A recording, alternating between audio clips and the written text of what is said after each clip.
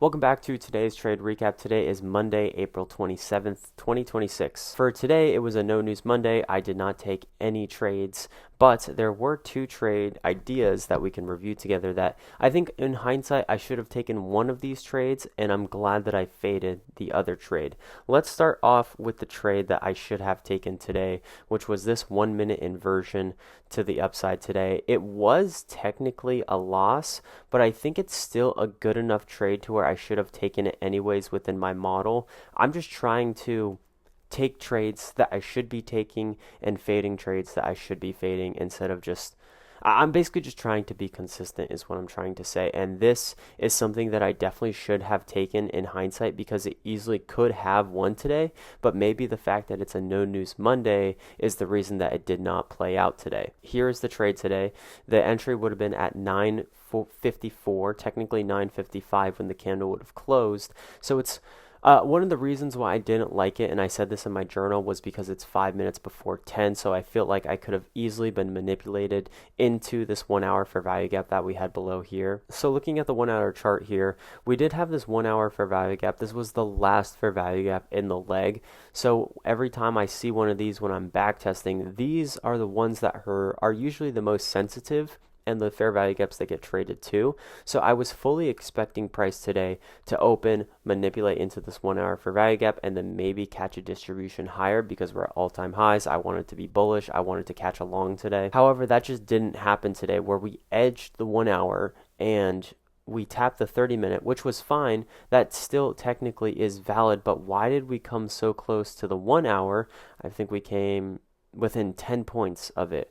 Why did we come so close to it and not hit it? So I guess we're saving the 1 hour fair value gap for later. I'm not entirely sure why we did not do that, and I'm going to have to do some more back testing to hopefully come to that conclusion. But the 30-minute was more than enough, as it seems, to push price higher. And ultimately, I think I faded this trade because I really wanted to see this 1 hour get hit. It was at 9:55 your entry, so I thought, all right, 9:55 entry, we could see a manipulation lower and then get the real move. However, if you just look at this displacement leg, I think we displaced from the 30-minute fair value gap, we displaced like 72 points. The chances of us moving back down another 72 points, actually another 100 points because we had to go lower to hit the 1 hour fair value gap, is pretty unlikely. So in hindsight, I think I definitely should have taken this considering the massive displacement we had. And also, if you look at ES during this time, ES was also delivering out of a 1 hour fair value gap, or no, out of the same 30-minute fair value gap. So it was right here. And you could see that ES is displacing heavily. So the entry would have been right there for ES. That would have been the candle.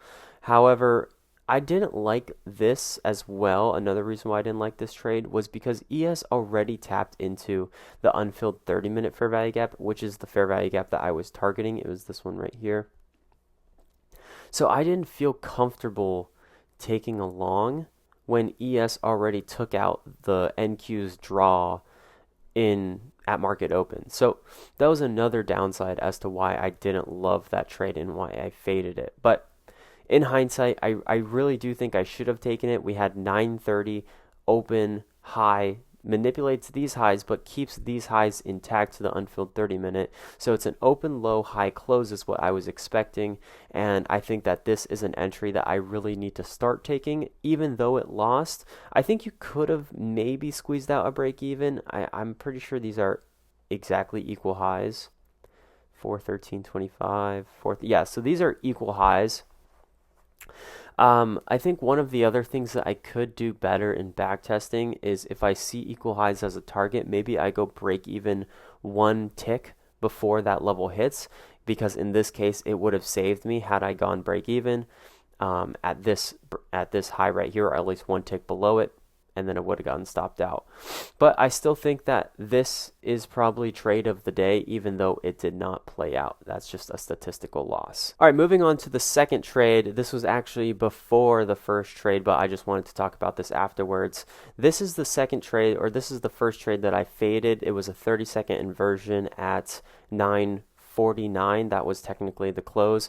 It looks really good. The structure looks really good. We have a 1 hour intermediate term low that we swept. We displaced higher. We have low resistance liquidity. We have this high as a clear break even if you want to target a higher RR and target this unfilled 30-minute here. I just think that this trade makes a whole lot of sense, and you could see it failed pretty instantly.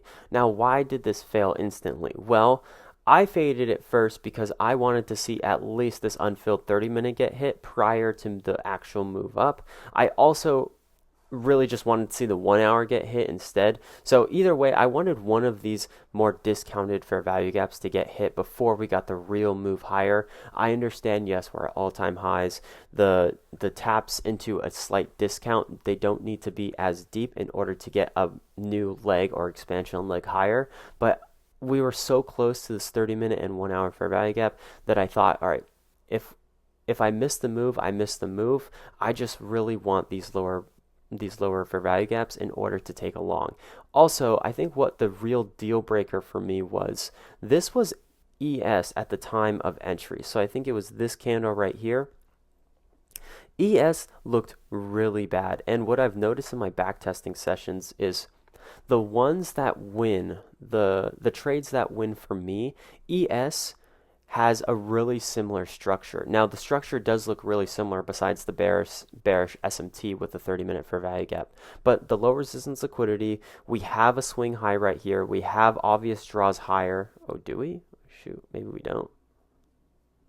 Oh yeah, we had some draws higher. I think we had an unfilled 1 hour we had a unfilled 1 hour fair value gap all the way up here on ES. So I think this makes sense to try to long here, targeting the 1 hour fair value gap and this swing high.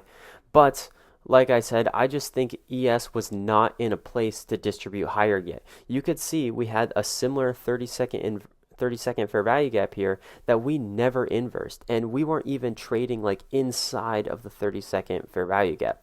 We closed below it at the time NQ got the inversion entry. So when I saw this on ES, I thought, all right, I'm not going to take this. I'm going to wait for a resweep, and if it goes without me, it goes without me, but I'm fully prepared for this trade to fail because ES is not ready. ES hadn't even tapped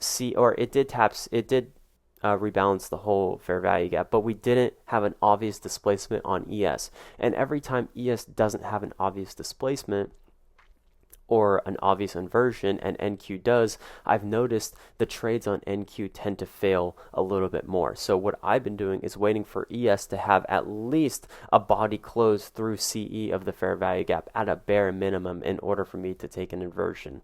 And today it saved me because I did not end up taking this 30-second fair value gap. That looks really good if you just take it on NQ. And as you can see, the rest of the day, we just ended up chopping around. We ended up having an entire range of 133 points, which is pretty much exactly what I was expecting today.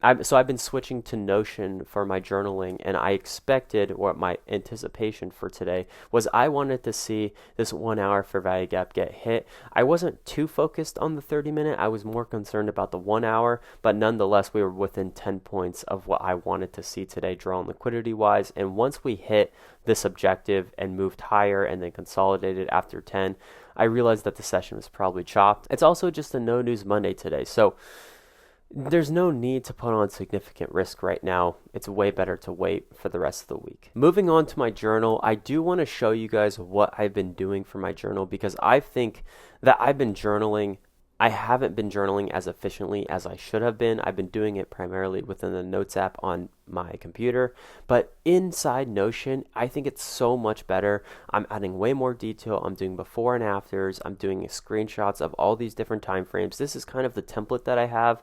I took T-Trade's template and I adjusted it to specifically what I think was beneficial. And now I think I have a really solid template. So coming into today, I wanted to see a bearish move. I wanted to see a deeper rebalance into this range here. And although that's not what we got, we primarily stayed within the range that we already created. You could see how beneficial that this could be, specifically with the hourly. So this was my prediction coming into into market open. This was the 1 hour chart. I wanted to see us tap this 1 hour for value gap right here because this was near OTE of the range that I had marked out. I also thought that this was a clear manipulation leg on the 1 hour, so I drew my standard deviations and it lined up very nicely with last week's new week opening gap. So this week I am expecting a little bit of a pullback or at least some sort of a retracement. We can consolidate, yes, every time we do make a new all-time high, we tend to consolidate for a few weeks and then make a new decision on which direction we're going to move. So I wanted to see if we were going to consolidate or potentially expand lower. And as you can see right here, we did move a little bit lower, not to my ideal draw, but we still took the 1 hour intermediate term low, which is what I wanted to see as more of a low-hanging fruit for today. And yeah, and I'm also just marking up my charts way more detailed than what I've used to do in the past, and I think this is only going to help me down the line. It's not a matter of when, it's not a matter of how I'm going to make it, it's a matter of when I'm going to make it at this point. I didn't know this entire time that all of our mentors have gone through all of this pain, fail every single day, and they got back up every single time. I didn't know it was like that for all these mentors. I thought for some reason I was the only one who just wasn't able to get it. I didn't realize how much work this stuff actually takes. The average person, I don't think would be able to do this. And I don't think I'm the average person. I think I'm somebody who goes above and beyond every single time, works when nobody's looking, and I'm getting my ass kicked still. That's the hardest part. Working when nobody's looking and still failing, and failing over and over and over again alone with nobody around you, and then hoping, praying that one day you're going to be able to figure it out. And when you do figure it out, you're at the top now, and then everybody says, oh, they've had it all, like they had it all along. They knew exactly what to do the entire time. It was just a matter of time for them. But that's not the case at all. All of our mentors, they've suffered just as much as we have, us regular traders who are way smaller than them, who have not taken a payout before. We've suffered so much similar to them. We just haven't seen the other side. They stuck with it, and it took them years, maybe a few months if they were fast-tracked by somebody, but nonetheless, they went through the same stuff as us, and we just got to keep going through and keep trying after every single failure. And my goal is just to get a little bit better every single day. And if I can do that every single day, I know I'm going to be near or at the top of the people who I look up to. So that's going to end it for this video today. Thank you guys so much for watching. I will see you tomorrow.